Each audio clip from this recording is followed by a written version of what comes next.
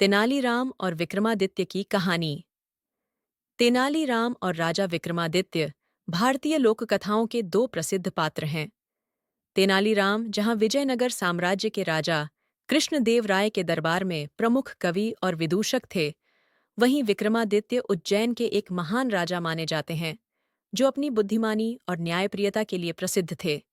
हालांकि वे दोनों अलग-अलग समय और स्थान के ऐतिहासिक पात्र हैं, लेकिन कई कहानियों में इन्हें एक साथ प्रस्तुत किया गया है। यहाँ एक ऐसी ही रोचक और प्रेरणादायक कहानी है।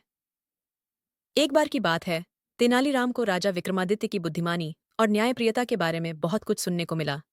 वह उनके बारे में जानने के लिए उत्सुक हो गए और सोचने लगे कि क्या वह उनकी परीक्षा लेकर यह जान सकते हैं कि विक्रमादित्य वाकई इतने बुद्धिमान हैं जितना लोग कहते हैं।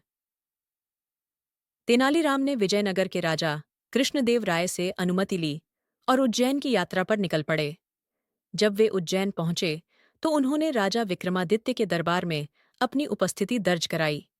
राजा विक्रमादित्य ने उनका स्वागत किया और उनके आने का कारण पूछा। तेनालीराम ने कहा, महाराज, मैं आपकी ख्याति सुनकर आपसे मिलने आया हूं। मैं आपकी बुद्धिमानी की एक परीक्षा लेना चाहता हूं, यदि आप अनुमति दें तो। राजा विक्रमादित्य ने हंसते हुए कहा, तेनालीराम, मुझे आपकी बुद्धिमानी का भी बहुत सुना है। यदि आप मेरी परीक्षा लेना चाहते हैं तो मुझे खुशी होगी। बुद्धिमानी की चुनौती। तेनालीराम ने विक्रमादित्य के सामने एक चुनौती रखी। उन्होंने कहा, महाराज, मेरे पास एक चतुराई भरी पहेली है। यदि आप इसे हल कर लेते हैं तो मैं मान लूंगा कि आप वाकई बुद्धिमान हैं। विक्रमादित्य ने सहमति व्यक्त की और तेनालीराम से पहेली पूछने के लिए कहा। तेनालीराम ने कहा, महाराज, मान लीजिए कि आपके पास एक बहुत ही बहुमूल्य हीरा है, जिसे आपको एक ऐसे व्यक्ति को देना है जो सबसे योग्य हो। आपके सामने 3 लोग खड़े हैं, एक किसान, एक योद्धा और एक विद्वान। आपको इस हीरे को किसे देना चाहिए और क्यों? विक्रमादित्य का उत्तर ए।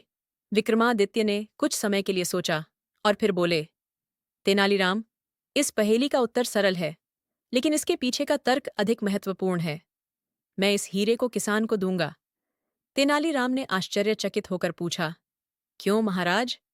क्या योद्धा और विद्वान इस हीरे के योग्य नहीं हैं?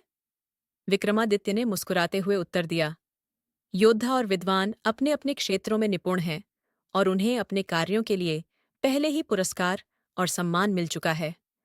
लेकिन किसान, जो अनाज उगाता है और पूरे समाज का पेट भरता है, उसे अक्सर उसकी मेहनत का उचित मूल्य नहीं मिलता।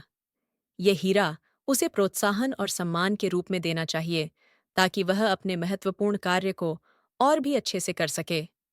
तेनालीराम का सम्मान। तेनालीराम राजा विक्रमादित्य के उत्तर से अत्यंत प्रभावित हुए। उन्होंने कहा, महाराज, आपने वास्तव में अपनी बुद्धिमानी और न्यायप्रियता का प्रमाण दिया है। आपने दिखा दिया कि सच्ची बुद्धिमानी वही है जो समाज के हर व्यक्ति की भलाई के बारे में सोच सके। तेनालीराम ने विक्रमादित्य को प्रणाम किया और विजयनगर लौट गए, जहां उन्होंने राजा कृष्णदेव राय को विक्रमादित्य की बुद्धिमानी और न्यायप्रियता के किस्से सुनाए। सीख।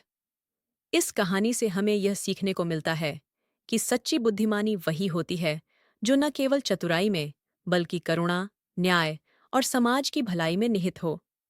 विक्रमादित्य ने यह सिद्ध किया कि एक सच्चा राजा वही है जो हर व्यक्ति के योगदान को समझता है और उसका सम्मान करता है।